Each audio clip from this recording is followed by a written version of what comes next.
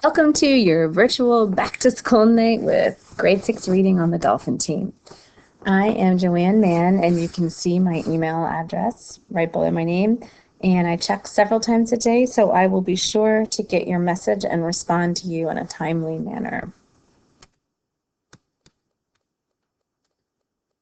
A little bit about me. This is my 10th year here at Jefferson, and I've taught 8th grade English for the past 7 years, and was looking for a change, and so I moved down here to 6th grade reading, and I'm really excited for the year. Really enjoyed having your children for the last few weeks. I am a national board certified teacher. I have a son in 8th grade here at Jefferson, and my daughter just started 6th grade at Gunston. And we are truly a middle school family. My husband teaches math at Swanson, so we are between the four of us. We represent 3 different middle schools. I have a BA from James Madison. I double majored in English and mass communications, and later I went on to get my master's in education from George Mason. And as you can see from a few of the pictures here, I love to travel. So 6th grade reading, it's been revised just this past June. I had some great teachers working on curriculum. And so what we have this year is a blend of what the units that we have had from the ELA department here in APS, and they have blended in the Teachers College Reading and Writing units, Teachers College in New York, which they put out top-notch curriculum.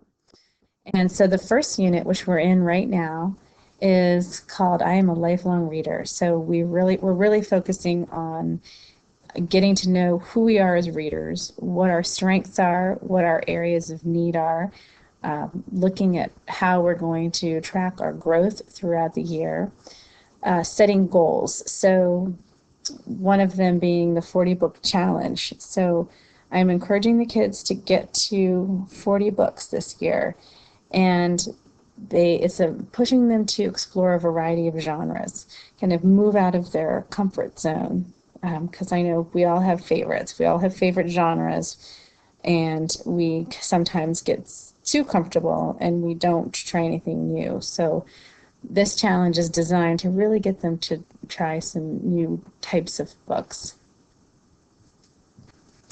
And Unit 2 will be moving into our fiction unit and examining characters deeply, looking at characterization, so character traits. What do characters do when they face conflict and have pressure put upon them? How does the point of view a story is being told from affect the way that we are hearing the story? Is the narrator always reliable? Those are just some of the things that we'll be examining in this unit. The next unit is our nonfiction unit, and they will be choosing from a variety of nonfiction books, many of them which are brand new, just came to us, and got some great titles, and the kids are already eyeing them, and so I think this is going to be exciting. And we'll be looking at reading strategies and growing our skills in the nonfiction area. So analyzing text, checking for comprehension, among a whole variety of skills we'll be looking at. Unit 4 is reading to inspire action. So that we have selected 4 social issues to explore. They are bullying, immigration, disabilities, and discrimination. And so the kids are going to get to choose what book they want to read. We'll try to honor their top few, give them one of their top few choices from the books that we're offering, and then we'll arrange them into book clubs so that they'll be reading a book together and having a discussion. And the picture I have on here is from when I was teaching 8th grade, but it's the same idea. They were having a discussion about a book that they were reading together. And so really building those discussion skills and pushing the kids to ask questions that really inspire quality discussion and make them think and teach them how to really listen actively to each other and build those conversation skills. Unit 5 is strategic reading for the future. And so they'll be reading across the curriculum in Unit 5, and we'll also be looking at building up their skills to take the SOL test. Now, some of them won't need much of a review for the reading SOL, and many of them will need to brush up on those skills. So we'll be meeting them where they need us to for that. So just to give you an idea of what happens in the classroom, one component of the program is reading aloud. So I read aloud to them several times throughout the week. Right now I'm reading The Thing About Jellyfish, and that gives me a chance to model fluency. So what does good reading sound like? You know, paying attention to punctuation and words that are in italics, for instance. And I also model comprehension strategies. So if I come to a part where I'm really wondering about something, or I want to make an inference, you know, this gives me a clue to maybe, you know, she's upset because of this, or let's talk about, she seems to be reacting to a conflict in this type of way, you know. So it really opens up for them, makes it very clear of what skilled readers think about when they're reading. And it gives us a shared reading experience. And so the image here that you see is the book I'm reading, the cover, and then I modeled what's called a pressure map for them. And so what that is, you put the character in the middle, and then the main pressures that are acting on her, that are causing conflict in her life. And then we'll add to this as we read on. And so that's a notebook page. We're going to be doing lots of notebook pages this year where the kids, it's a place for them to be able to sort their thoughts out, think more deeply about the book, examine specific aspects of the book to build those comprehension strategies. And so then the next day, what I had them do is do a pressure map for the book that they're reading independently.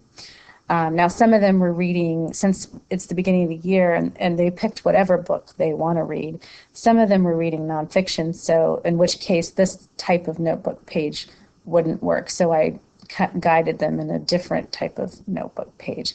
But the shared reading experience allows me to model a strategy and for them to take that and work on it independently, to try that strategy out on their own. So independent reading, it gives them a time to read. Time to read is so important. And that's where they get to choose what they want to read. And sometimes I'll guide them. You know, if I'm noticing they're reading kind of the same kind of book all the time, I'll say, well, let's see, you haven't read any historical fiction yet this year. Here's this book, you know, I highly recommend this. It's about a girl who, you know, whatever. And I'll talk about the book with them and try to nudge them in a new direction. But the independent reading gives them a time to put those modeled strategies into practice. And it also gives me time to have those very important one-on-one conferences with them where I can really get some good information on how they're growing as readers through talking with them about what they're reading and what they're thinking. Gives me a lot of great information. So the grading policy in this course is OSU. So it's outstanding, satisfactory, or unsatisfactory. That's what I'll be using to communicate student achievement. So an O is 85% and above, an S is 70 to 85%, and a U is below 70%. And I arrive at those through multiple types of assessment. So formative is happening all the time. That's where I'm, you know, conferring with them and getting information through what they're telling me about their book, what they're realizing, the classwork that they do, the daily activities, everything that we're doing in class is giving me information on their growth and their needs as a reader. At the end of the unit, there will be some type of summative assessment. Almost always, it's going to be a project that incorporates some level of choice on their part. There rarely will be a test. Most of the time, it's going to be a project. Online resources and communication. So we are all using Canvas this year. So it is one place to go for all of their courses. So you shouldn't be experiencing one teacher using Google Classroom and another teacher using Canvas and another teacher using Blackboard. We are all on Canvas now. Now there might be links to other places from Canvas, but you should find everything you need on Canvas. Parent View, if you're not already using Parent View, it's you can get help if you've forgotten your password or you're not sure how to access it. You see that email there with email address, access@apsva.us. That's where you can find your child's gradebook, attendance, and other records. Also, the Dolphin team, we send out a weekly team newsletter that you should receive by Monday that gives you an overview of the weekly plan in their core classes and any special announcements, any events we have coming up or anything, either by team or by school, holidays, anything like that, you should be able to find out about in our weekly team newsletter. And that comes from your child's TA teacher. Same letter, but just through your TA. Opportunities to get help. If your child feels he or she needs additional help that beyond the classroom, there are opportunities. There's study hall. We hold Mondays, Tuesdays, and Thursdays in the library from 2:30 to 3:30, and it is always staffed by a minimum of 3 teachers. And so they are circulating, providing assistance to students. Also, each of us has posted office hours. That information is in the weekly team newsletter. And also, most teachers post it outside their door. My office hours are Thursdays from 2:30 to 3. And Math Clinic. Math Clinic is held Wednesdays after school from 2:30 to 3:30. Right at this moment, I'm not sure which room that's going to happen in, but it begins in October as well as study hall. And I will get that information and make the students aware of where Math Clinic is happening. And that's also a place where they can go, even if it's not math that they need to work on, but they just need a place to go with adult supervision after school to work on something. They're always welcome at Math Clinic there too. And that is it. And thank you for watching, and I'm looking forward to a great year. Have a good evening.